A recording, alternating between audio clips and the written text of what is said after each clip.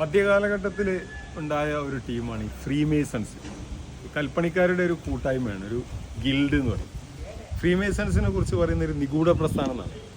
അവർ ഈ ഗിൽഡുകൾ പല ഭാഗത്തുമായിട്ട് വീടുകൾ ഉണ്ടാക്കിയിട്ടും ലോഡ്ജുകൾ ഉണ്ടാക്കിയിട്ടും താമസിക്കുകയും പിന്നെ അവരുടേതായ ഒരു നിഗൂഢ വിശ്വാസങ്ങൾ ഉണ്ടാക്കുകയും ചെയ്തു എന്നുള്ളതാണ്. ഞാനിപ്പോൾ ഉള്ളത് പോർച്ചുഗലിലെ ലിസ്ബണിലാണ്.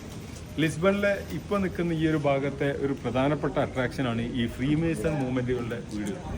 അപ്പോൾ ഇത് ഇവിടുത്തെ ഒരു പാലസിനോട് അനുബന്ധിച്ചാണ് ഈ ഭാഗത്തുള്ള വീടുകളുള്ളത്.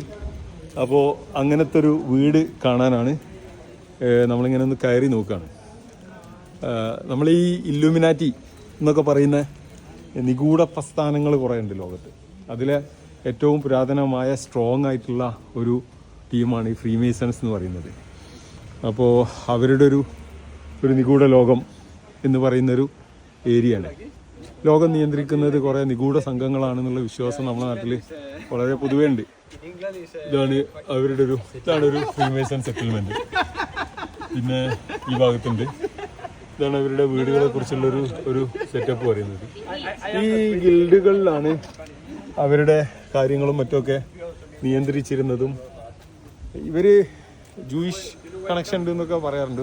ഒരുപാട് എന്താ പറയുക, നിഗൂഢത പറയുന്ന ഒരു സാധനമാണ്. എന്താണ് ലുക്മാൻ സാർ,